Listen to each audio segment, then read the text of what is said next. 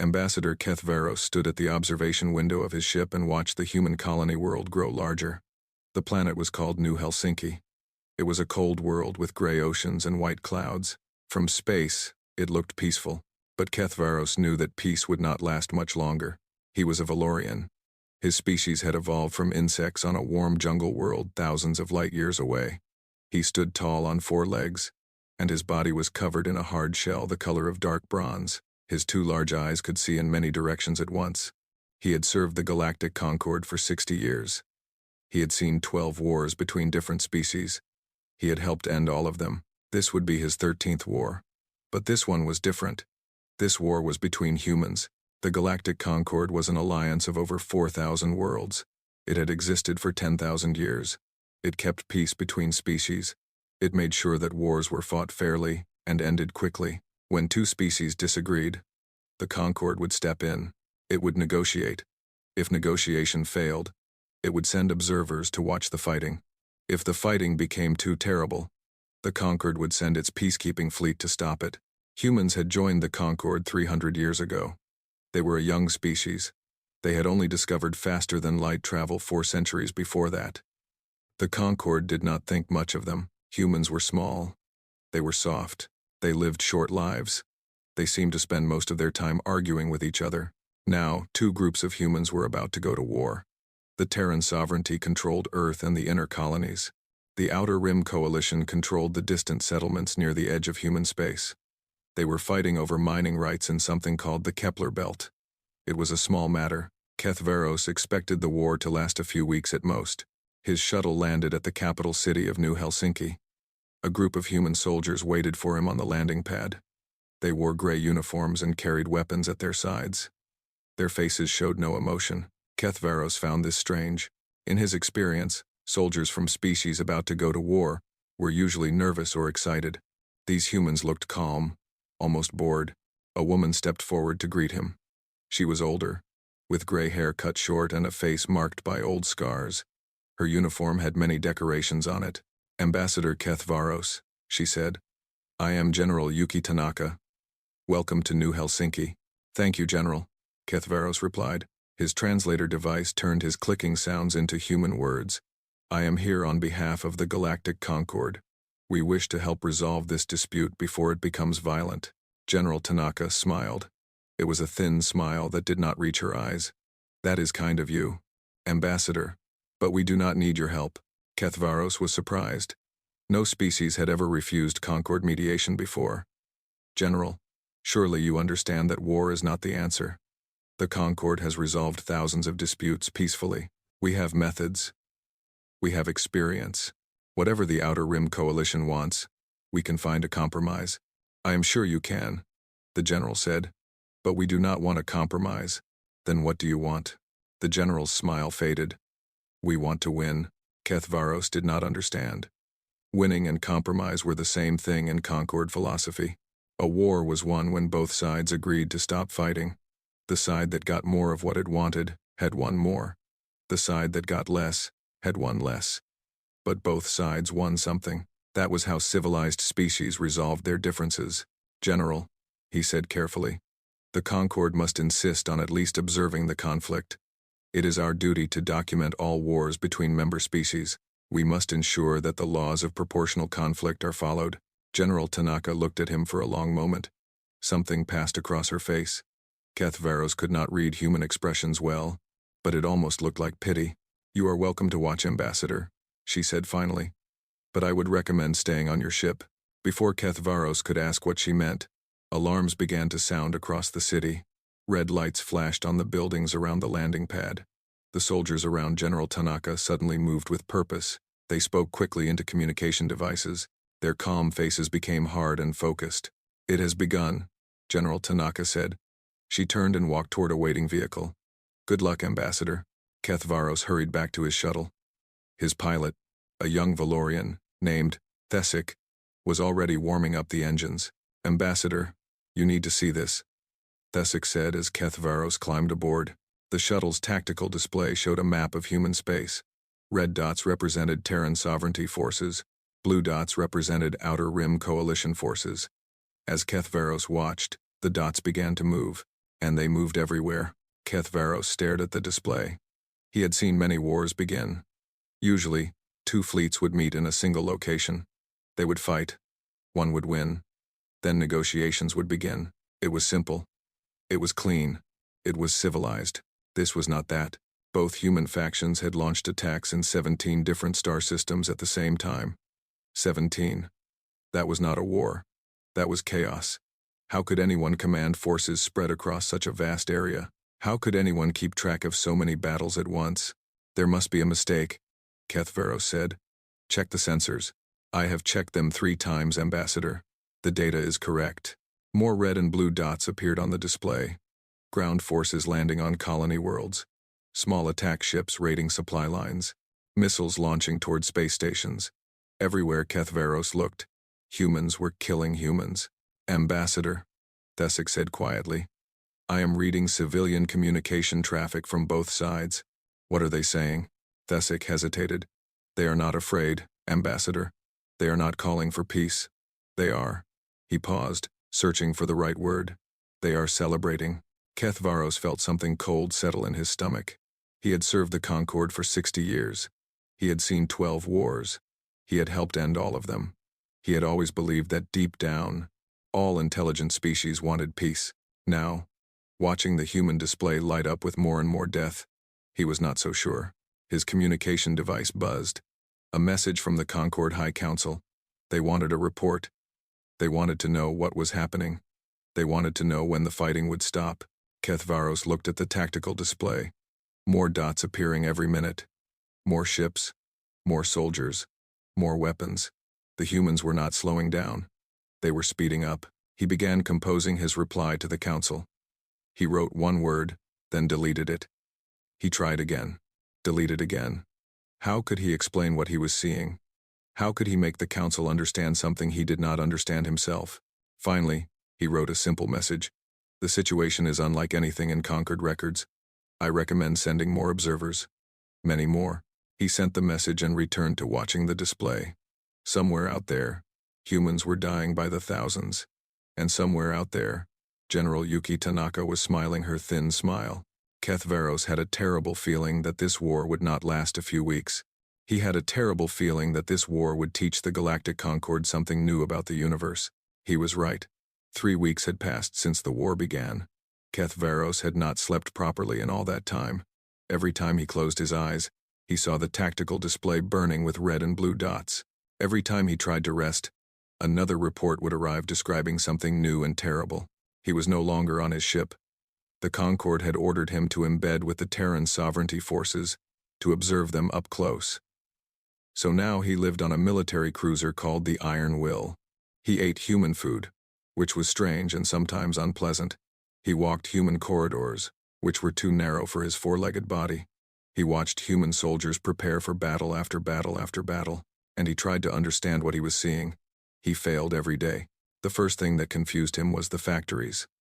On every Terran world he visited, the factories ran without stopping. Day and night. 3 shifts of workers rotating through, never resting. They made weapons. They made ships.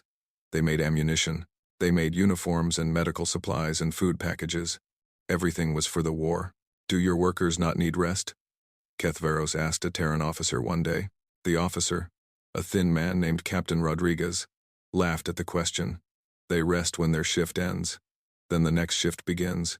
The machines never stop, Ambassador. We cannot afford to let them stop. But surely your economy will suffer.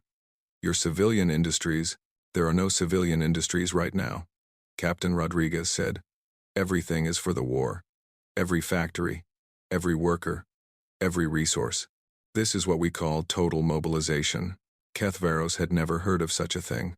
In conquered wars, civilian life continued as normal. Only professional soldiers fought. Only military factories made weapons. The rest of society carried on, waiting for the war to end. Humans did not do this. Humans threw everything they had into the fight. The second thing that confused him was the lying. Kethvaros was on the bridge of the Iron Will when they received a transmission from the Outer Rim Coalition. It was a diplomatic message, requesting a meeting to discuss possible peace terms. The Terran commander, Admiral Chen, listened to the message carefully. "What do you think, Ambassador?" Admiral Chen asked. "Should we accept?" "Of course," Kithvaros said. "Any chance for peace should be pursued." Admiral Chen smiled. It was the same thin smile that General Tanaka had given him 3 weeks ago. "I agree. Send a reply accepting the meeting. Tell them we are eager to discuss terms." Kithvaros felt hope for the first time since the war began. Perhaps this nightmare was ending. Perhaps the humans had come to their senses. Then Admiral Chen turned to her tactical officer. "While they are distracted by the peace talks, move the 3rd Fleet to Sector 7. Attack their supply depot at Vega Station. Destroy everything." Kithvaros stared at her. "But you said you would negotiate." "I said I would meet with them," Admiral Chen replied. "I did not say I would stop fighting while we meet. The coalition knows this. They are probably planning something similar against us right now. But that is dishonest." Admiral Chen looked at him with something like curiosity. "Yes, Ambassador. It is. And tomorrow, when they discover their supply depot is gone, they will understand that we are serious. Lies are weapons, Ambassador. Some of the best weapons we have." Kithvaros felt sick. In Concord culture, your word was sacred. If you said you would do something, you did it. If you said you would not do something, you did not do it. Lying was shameful. Lying during a war was unthinkable. Humans did not seem to care about any of this. The third thing that confused him was the speed of change. He met a young lieutenant named Torres. She was a small woman with dark hair and tired eyes. Unlike the other soldiers, she did not seem to enjoy the war. She answered Kithvaros's questions patiently and honestly. "How do you develop new weapons so quickly?" he asked her one day. "In the past 3 weeks, I have seen your forces deploy 7 new types of weapons that did not exist before the war." Torres shrugged. "Necessity.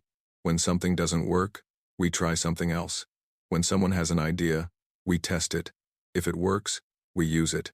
If it doesn't, we move on. But testing takes time. Safety studies take years. We don't have years, Ambassador. We have days, sometimes hours." She paused. "Last week, a junior engineer suggested attaching mining explosives to cargo drones, turning them into weapons. Command approved the idea at noon. By midnight, we had converted 200 drones. By morning, those drones had destroyed an enemy cruiser. That is very fast. That is survival."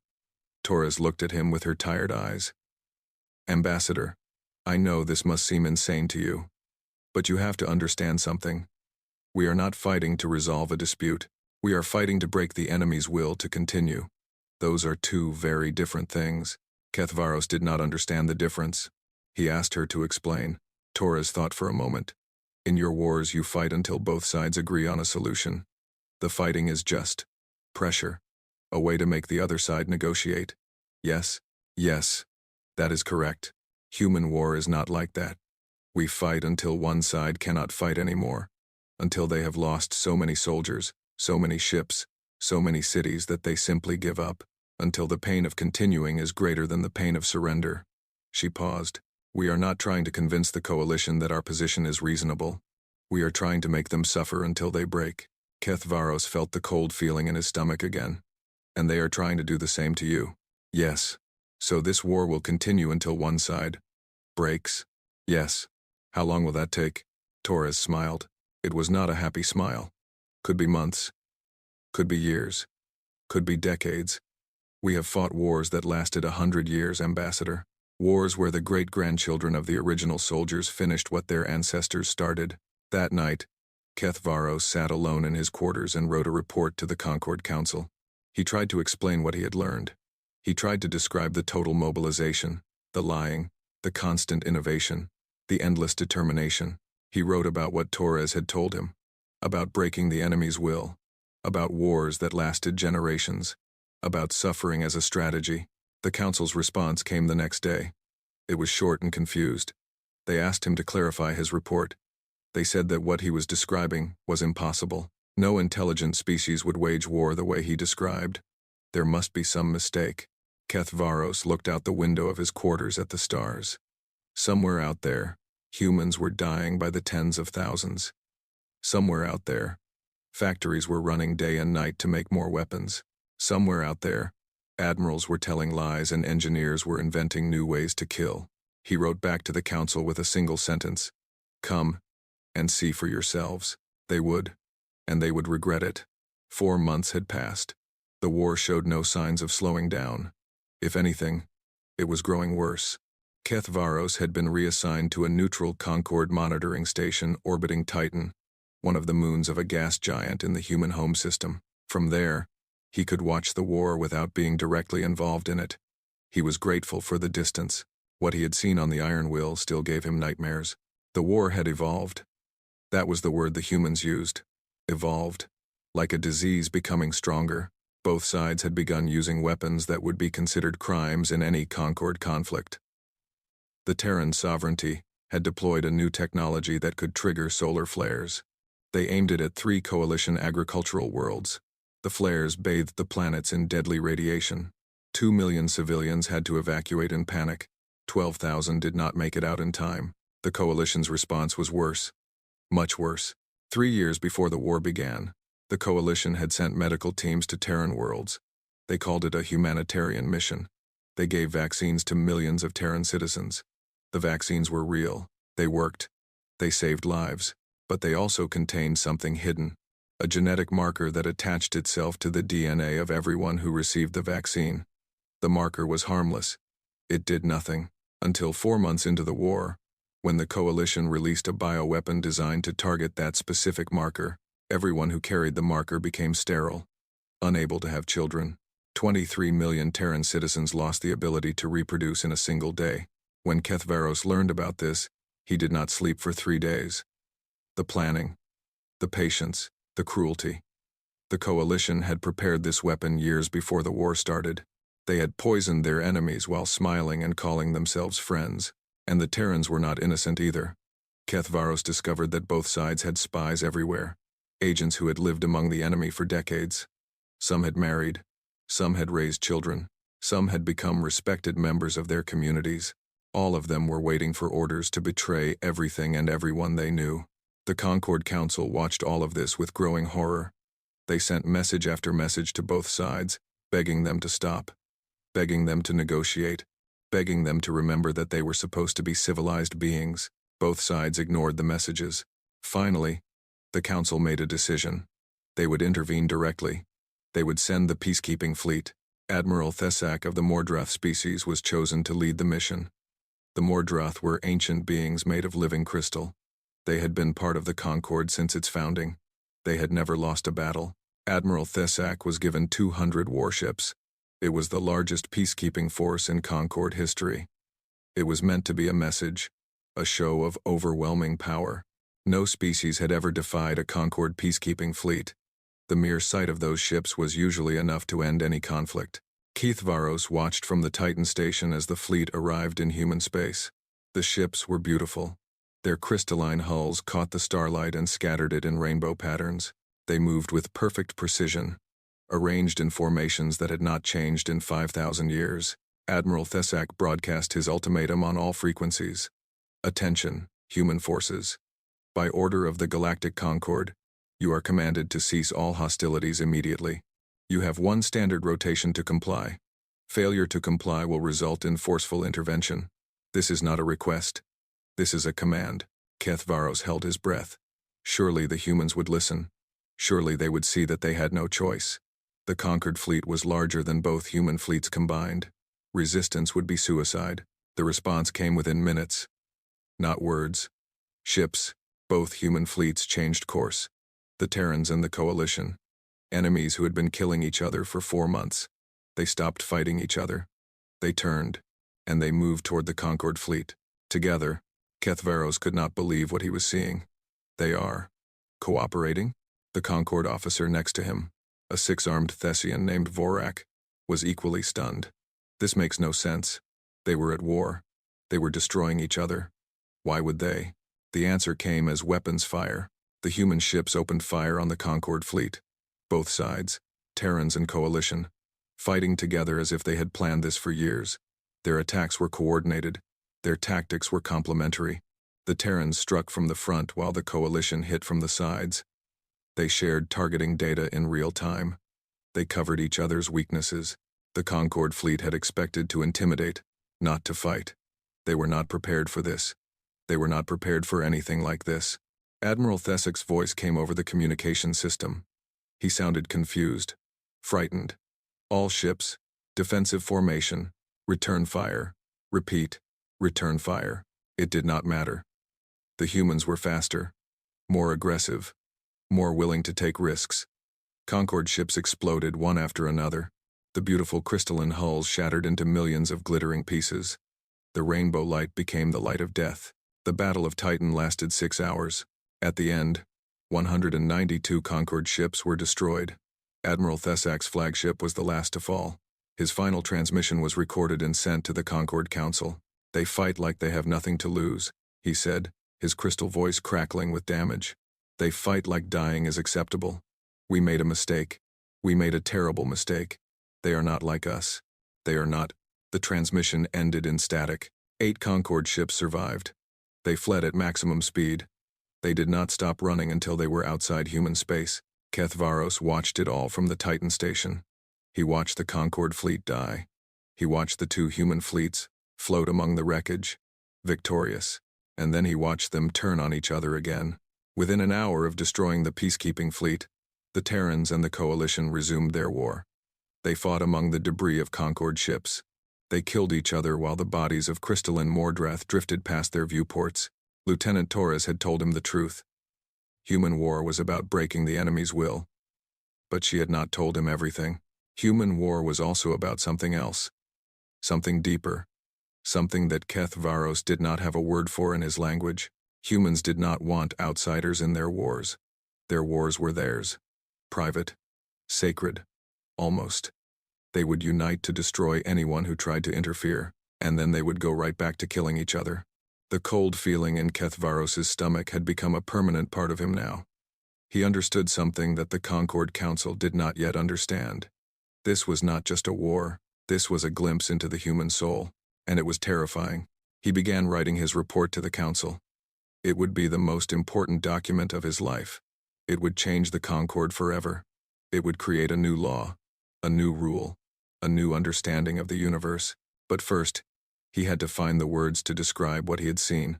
He worked on that report for 3 days.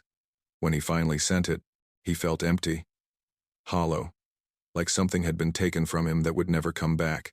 The Council would read his report. They would summon him. They would ask questions that had no good answers, and eventually, they would make a decision that would last for centuries. The humans had taught the galaxy a lesson about war. It was a lesson that the galaxy would never forget. 14 months after the war began, Kethvaros stood in the center of the Concorde Council chamber. It was the largest room he had ever seen. The ceiling stretched so high that clouds sometimes formed near the top. Thousands of seats rose in circles around him, filled with representatives from hundreds of species. Every eye, every sensor, every attention was focused on him. The Council had summoned him to explain the disaster. The destruction of the peacekeeping fleet had shaken the Concorde to its foundations. In 10,000 years of history, no species had ever attacked a Concorde peacekeeping force. The very idea was unthinkable. It would be like attacking the sky or fighting the ocean. Pointless. Impossible. But the humans had done it. And they had won. The lead counselor, an ancient being called High Processor Malak, spoke first. Malak was a machine intelligence, one of the oldest artificial minds in the galaxy. Its voice echoed through the chamber like distant thunder. "Ambassador Kethvaros, you were present at the Battle of Titan. You observed the human war for 14 months. You have submitted a report that many council members found difficult to believe. We have summoned you to explain further." Kethvaros took a deep breath. "What do you wish to know?" "Everything," Malak said. "Start with why they attacked our fleet." "We were trying to help them. We were trying to stop their suffering. Why would they unite to destroy us?" Kethvaros had thought about this question for months. He still did not fully understand the answer, but he would try. "Counselors," he began, "I have spent more than a year living among humans. I have watched them fight. I have spoken with their soldiers. I have tried to understand how they think. What I have learned is disturbing." He paused to gather his thoughts. "We in the Concorde see war as a failure, a last resort when all other options have failed. We fight only when we must. and we stop as soon as possible. War is a problem to be solved. This is the way of civilization. Malik agreed. Yes, but humans do not see war this way. Kethvaros looked around the chamber at the thousands of faces watching him. To humans, war is not a problem. It is a state of being. It is almost sacred, something that belongs to them and them alone. Murmurs rippled through the chamber. Kethvaros continued. When our fleet arrived, we thought we were solving their problem, ending their suffering. But the humans did not see it that way. They saw us as intruders, outsiders trying to interfere in something that was none of our business, and so they united to drive us away. A Thessian counselor raised 3 of her hands. But they were killing each other. They were suffering. Surely they wanted the war to end. That is what I thought, Kethvaros said. I was wrong. The humans did not want us to end their war. They wanted to end it themselves, on their own terms, in their own way. Our intervention was not seen as help. It was seen as an insult. The chamber fell silent. The idea was so alien to every species present that they needed time to process it. Kethvaros continued. He explained what he had learned about human psychology. He described the concept of sunk cost, how humans became more committed to something the more they had invested in it. Every death in the war made both sides more determined to keep fighting, because stopping would mean that those deaths had been meaningless. He described the human relationship with sacrifice, how they venerated soldiers who died in battle, how dying for a cause was considered the highest honor, how losses that would break any concord species only seemed to strengthen human resolve. He described what he called the demon of spite, how humans would endure terrible suffering just to prevent their enemies from winning. They would burn their own cities rather than let an enemy capture them. They would destroy resources rather than allow an enemy to use them. They would keep fighting long after any hope of victory was gone, just to make victory as painful as possible for the other side. And he described the longest shadow of all, human memory. Humans do not forget, Kethvaros said. We in the Concord measure time in centuries. Our conflicts fade quickly. Old enemies become new friends. But humans remember their wars for generations. They teach their children to hate the enemies that their grandparents fought. A war that ended 1,000 years ago can still shape their politics today. The chamber was completely silent now. Even Malik seemed stunned. What you are describing, Malik said slowly, is a species that cannot be reasoned with. No, Kethvaros said. Humans are extremely intelligent, extremely creative. In many ways, they are admirable. But when it comes to war, he trailed off, searching for the right words. When it comes to war, they become something else. Something that operates by rules we do not understand. Something that we cannot predict or control. He thought of Lieutenant Torres. Her tired eyes, her honest words. He had liked her. He still did, and yet he knew that if the Concord tried to intervene in another human war, she would fight against them without hesitation. I recommend, he said finally, that the Concord adopt a policy of complete non-interference in human conflicts. We should not observe them. We should not mediate them. We should not try to end them. We should let humans fight their wars alone. The debate that followed lasted 17 days. Many counselors argued against the proposal. It seemed wrong to abandon a species to its own violence. It seemed like a failure of the Concord's mission. Some called Kethvaros a coward. Others called him a fool. Others simply refused to believe that any intelligent species could be, as he described. But Kethvaros had supporters too. Those who had read his report. Those who had seen the recordings from the Battle of Titan. Those who looked at the data and saw the truth. In the end, the vote was not close. By a margin of more than 3-1, the Concord passed Directive 771. Complete non-engagement with human intraspecies conflict. No Concord vessel, diplomat, or citizen was permitted to interfere in wars between human factions for any reason. An elderly Thasian counselor spoke the final words before the vote. We have watched species tear themselves apart before, she said. It is tragic, it is wasteful, but it is contained. What we cannot allow is for their madness to infect the Concord. Let them fight, let them bleed, let them burn if they must, but let it be theirs alone. The vote was taken. The directive was passed. History was made. 3 months later, the human war ended. The Outer Rim Coalition surrendered after its entire government was killed by Terran infiltrators. The war had lasted 17 months. Hundreds of thousands had died. Kethvaros received a message from Lieutenant Torres on the day the war ended. She had survived. She was being reassigned to peacetime duties. Her message was brief. "Thanks for watching, Ambassador. Sorry about your fleet. No hard feelings." Kethvaros read the message several times. He did not know how to respond. He did not know if he should respond. In the end, he wrote back a single word. "Survived." Torres's reply came quickly. "Barely. But yes. Humans are hard to kill, Ambassador. Even for other humans." Kethvaros thought about that for a long time. Hard to kill. Yes, that was true. But it was not the whole truth. Humans were hard to kill. But they were also hard to stop. Hard to understand. Hard to predict. And now, thanks to Directive 771, the Conquered would never have to try again. It was the best outcome anyone could have hoped for. And somehow, it still felt like a defeat. 500 years had passed. The Galactic Concord had grown from 4,000 member worlds to more than 12,000. New species had been discovered and welcomed. Old conflicts had been forgotten. The universe had moved on, but Directive 771 remained in place, unchanged, unchallenged. As permanent as the stars themselves, humanity had changed too. Or so it seemed. They now controlled nearly a quarter of explored space. Their ships traveled everywhere. Their merchants traded in every port. Their artists created works that other species admired. Their scientists made discoveries that benefited everyone. They were good neighbors, friendly, productive, peaceful. For 400 years, there had been no major war between human factions. Small conflicts, yes, disputes and arguments, and the occasional border skirmish. But nothing like the terrible wars of the past. Nothing that triggered memories of the Battle of Titan. Many in the Concord believed that humans had outgrown their violent nature.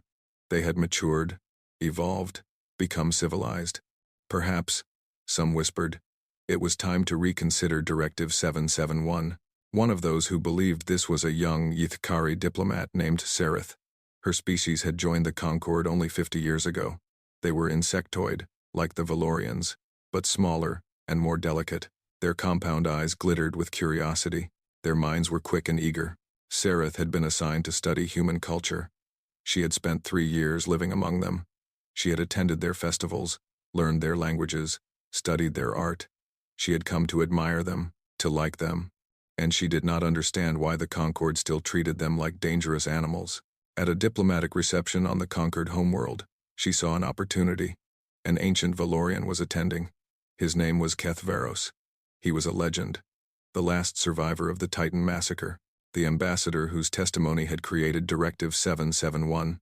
He was old now, very old. His bronze shell had faded to a dull gray.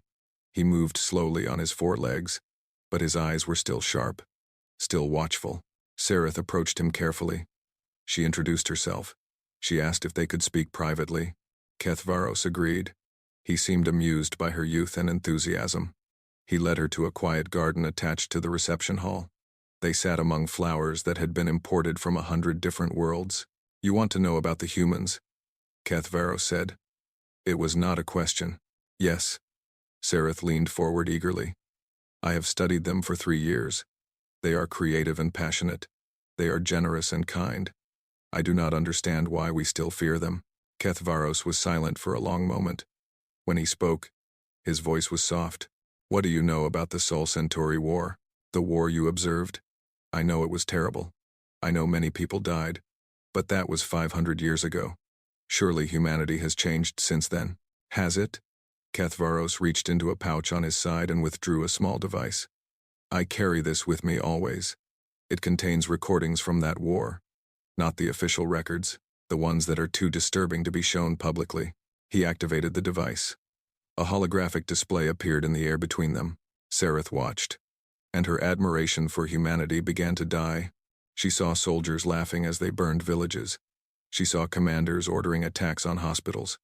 She saw weapons that caused suffering rather than quick death, designed to terrorize rather than to win. She saw children being taught to hate before they could walk. She saw old men and women picking up weapons after everyone younger had already died. and she saw the Battle of Titan, the Concorde fleet shattering, Admiral Thessak's final transmission, the human ships floating among the wreckage, already turning back to kill each other. The recording lasted less than an hour. It felt like years. When it ended, Sareth could not speak. Her compound eyes were wet with tears that her species was not supposed to be able to cry. Kethvaros turned off the device. "You see their culture today," he said gently. "Their art, their commerce, their smiles. You think they have changed?" He paused. His old eyes looked at something far away, something that only he could see. "They have not changed. They have simply not had a reason to remember what they are." He touched her shoulder with one of his forelimbs. It was a gesture of kindness from an old being to a young one. "Pray they never do." Sareth stood to leave. Her legs were unsteady. Her mind was spinning. She had come to this meeting believing one thing. She was leaving believing something entirely different. At the door of the garden, she turned back. One more question was burning in her mind. "Ambassador," she said, "has anyone ever asked the humans about the directive? Do they want it to be repealed?" Kethvaros smiled. It was a strange smile. Sad and knowing and perhaps a little bit frightened. "We asked them once, about a century after the directive was passed. We thought perhaps they would be offended by it. Perhaps they would demand equal treatment. Perhaps they would want to prove that they had changed." "What did they say?" Kethvaros's smile faded. "They said, keep it, for your own protection." Sareth left the garden without another word. She walked through the reception hall without seeing anyone. She returned to her quarters and sat in the darkness for a long time. That night, she accessed the Concorde intelligence database. She searched for current information about humanity, not the public information, the classified reports, the things that diplomats were not supposed to see. What she found made her blood run cold. Humanity had been at peace for 400 years, the longest peace in their recorded history. But peace did not mean calm. 3 minor human factions had begun building up their military forces over the past decade. Trade disputes were growing more heated. Political rhetoric was becoming more aggressive. Old grievances were being remembered. Old insults were being repeated. The patterns were subtle. Most analysts would miss them. But Sareth had spent 3 years learning to understand human culture. She could see what was coming. The peace was ending. Slowly, gradually, almost invisibly. But it was ending. And when it ended, the galaxy would remember why Directive 771 existed. Sareth opened a communication channel to the Concorde Diplomatic Corps. She requested an immediate transfer out of human space. She cited personal reasons.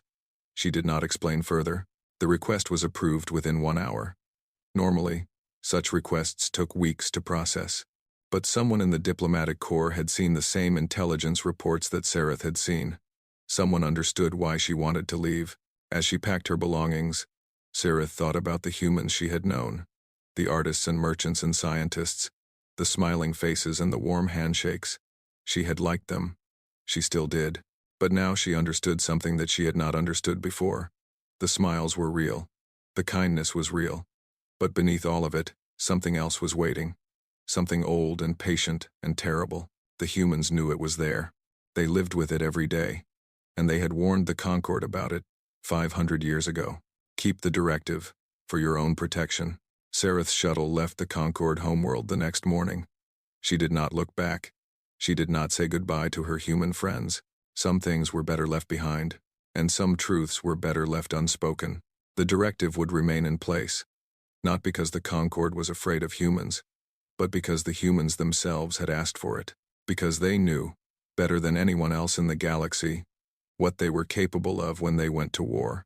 And they were kind enough to give the universe a warning. It was the only warning the universe would ever need.